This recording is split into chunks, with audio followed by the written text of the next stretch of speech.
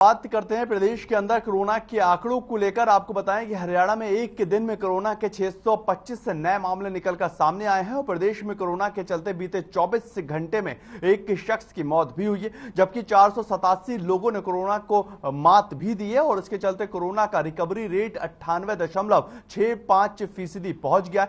बीते 24 घंटे में अकेले गुरुग्राम के अंदर 201 नए पॉजिटिव केस मिले हैं, जबकि फरीदाबाद में 46 नए संक्रमित मिले। इसके अलावा हिसार की अगर बात करें तो 10 और पंचकुला में 126 नए केस देखने को मिले और रोहतक में 20 तो झज्जर में भी 8 केस मिल चुके हैं। और अगर बात की जाए प्रदेश में एक्टिव केसों की तो फिलहाल प्रदेश के अंदर कोरोना के 3,281 केस जो हैं वो मिले, जबकि 10,643 लोगों ने अब तक अपनी जान इसमें गंवा दी है। कोरोना की बड़ी बातें आपको बता रहे थे। प्रदेश के अंदर लगातार जो कोरोना के मामले हैं वो रफ्तार पकड़ रहे हैं और 625 नए कोरोना के केसेस जो हैं वो मिले हैं, जिससे लोगों की चिंताएं लगातार बढ़ती हुई दिखाई दे रही हैं। और प्रदेश में कोरोना के हाल को लेकर हर एक व्यवस्था जमीनी स्तर पर लगातार की जा रही है और लोगों को जागरूक भी किया जा रहा है कि किस तरह से कोरोना से और कोरोना के काल से बचा जा सकता है। इसी खबर को लेकर हमारे रिपोर्टर संजय गुप्ता फरीदाबाद से और नरेश सैनी अंबाला से जो है वो दोनों हमारे साथ तो जुड़ चुके हैं। संजय गुप्ता, पहले मैं आपके पास आऊंगा। अगर जिले भर की बात की जाए या हरियाणा प्रदेश की बात की जाए तो कैसे देख रहे हैं कोरोना की चिंताएं, क्या एक बार फिर से बढ़ती हुई नजर आ रही हैं?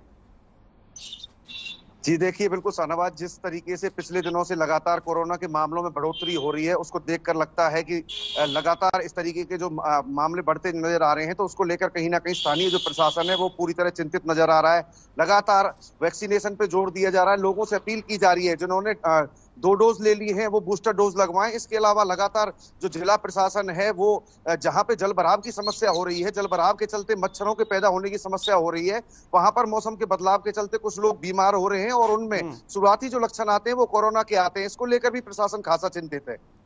बिल्कुल, और साथ ही साथ हमारे साथ नरेश सैनी जी भी हमारे संवाददाता जो हैं वो हमारे साथ जुड़े हुए। नरेश जी, अगर आपके जिले की बात की जाए या हरियाणा की बात की जाए, क्या आपको लग रहा है कि जो गंदगी पनप रही है जिससे जलभराव जैसी समस्याएं बारिश की वजह से पैदा हो रही हैं, उसकी वजह से बीमारियां या कोरोना का जो काल है वो एक बार फिर से बढ़ता हुआ नजर आ रहा है? जी देखिए, मैं बताना चाहूंगा कि अंबाला की स्थिति आज ऐसी है कि लगातार जो है कोरोना का काफ अंबाला में चल रहा है और कल भी 56 केस में जो है कोरोना के आए हैं और इसके चलते कुल मरीजों की संख्या 285 अंबाला में हो गई है। और अगर वैक्सीनेशन की बात की जाए तो अंबाला में वैक्सीनेशन का ग्राफ जो है 21,83,884 वैक्सीनेशन हो चुकी है और कहीं ना कहीं वैक्सीनेशन के कारण ही जो रिकवरी रेट है अंबाला का वो 98% से भी ज्यादा है, 98% से भी ज्यादा है। और कह सकते हैं कि यहाँ का जो स्वास्थ्य विभाग है वो काफी चौकन्ना दिखाई दे रहा है और हर तरह से अपने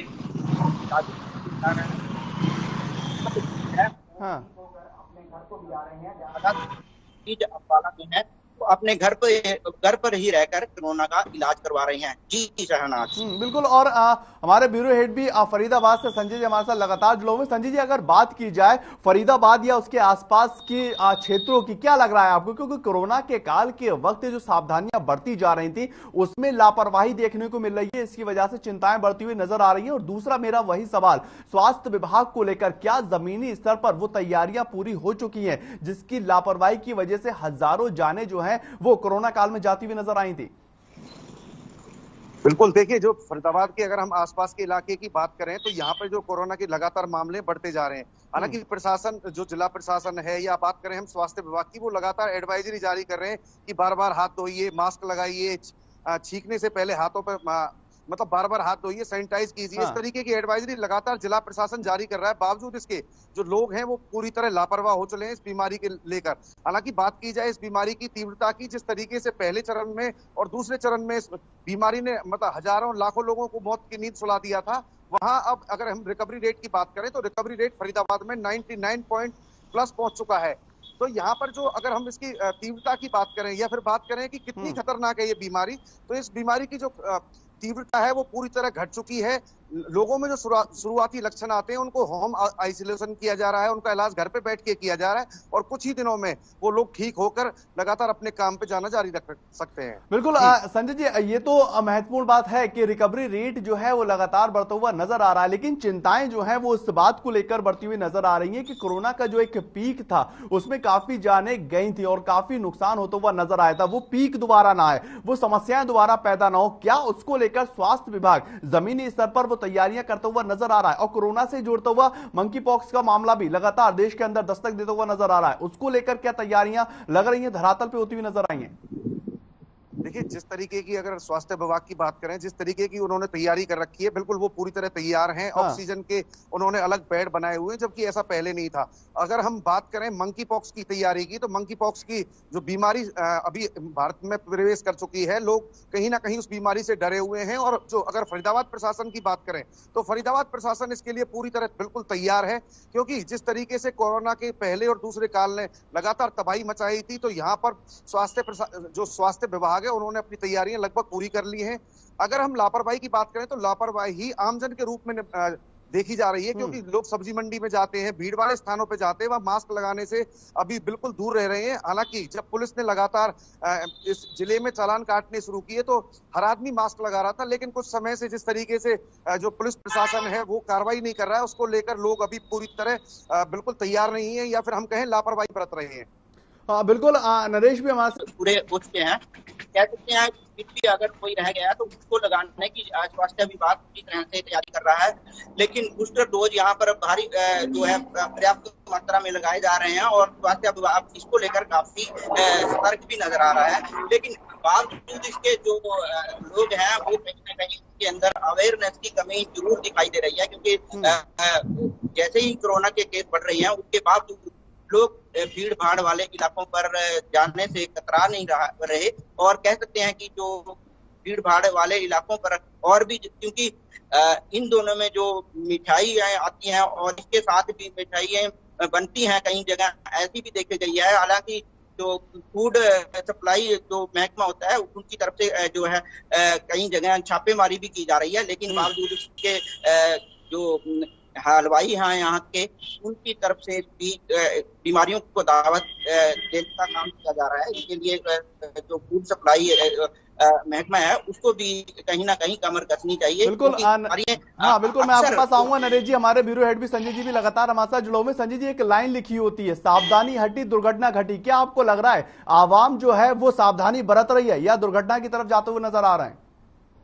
देखिए, बिल्कुल मैं आपको बताना चाहूंगा कि यहाँ पर जो शहरी क्षेत्र है वो लगातार कोरोना के जो नियम है उनका पालन कर रहा है, लगातार हाथों की सफाई करते हैं, लगातार वो मास्क लगाए रहते हैं, चाहे थोड़ी सी भीड़ में जाएं। लेकिन अगर हम बात करें गांव देहातों की या झुग्गी झोपड़ियों को, जो फरीदाबाद का इलाका है, फैक्ट्री एरिया जो है, वहां पर इन नियमों का पूरी तरह उल्लंघन हो रहा है। प्रशासन पूरी तरह, हालांकि पुलिस प्रशासन जिस तरीके से पहले मैं बता रहा था कि चालान काट रहा है, उस तरीके से चालान काट रहे थे।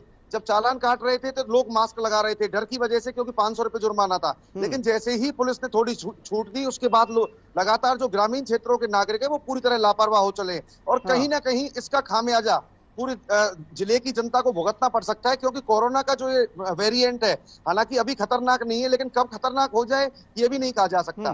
दूसरा, अभी आपने कुछ देर पहले गंदगी और जल भराव की बात की थी। फरीदाबाद के विषय में हमारी जो पाठक, जो हमारे मतलब दर्शक हैं, उनको मैं दिखाना चाहूंगा कि फरीदाबाद का जो एरिया है, लगातार यहाँ पर जो वीआईपी एरिया है वहां पर भी सीवर का पानी लगातार ओवरफ्लो कर रहा है। हालांकि राज्य स्तर पर अभी केंद्रीय मंत्री कृष्णपाल गुर्जर ने बताया था कि यहाँ पर 1000 करोड़ रुपए के आसपास आ चुके हैं, लेकिन वो 1000 करोड़ रुपए कहाँ लगाए अधिकारियों ने, कहाँ पर विकास हुआ? क्योंकि जो पूरा शहरी क्षेत्र है वो पूरी तरह जलमग्न हो जाता है। कल का एक मामला है, कल यहाँ पर अजरौंदा जो 15 सेक्टर है, जहां पर लगातार सारे बड़े प्रशासनिक अधिकारी रहते हैं। बिल्कुल संजय जी, हाँ बिल्कुल वक्त की कमी है, विस्तार पूर्वक आप दोनों ने समझाया, इसके लिए बहुत बहुत शुक्रिया। संजय जी हमारे ब्यूरो हेड जुड़े और नरेश सैनी जी हमारे साथ जुड़े। लेकिन कोरोना का जो काल है वो एक बार फिर से दस्तक देता हुआ नजर आ रहा है और हर खबर यही आपसे अपील कर रहा है कि लगातार बचाव करते रहिए, क्योंकि कब ये वेरिएंट जो है वो घातक हो जाए इसका कुछ भी पता नहीं है। और कोरोना के कितने लोगों की जान गई है ये हमने और आपने सबने देखा। फिलहाल के लिए इतना ही, नमस्कार।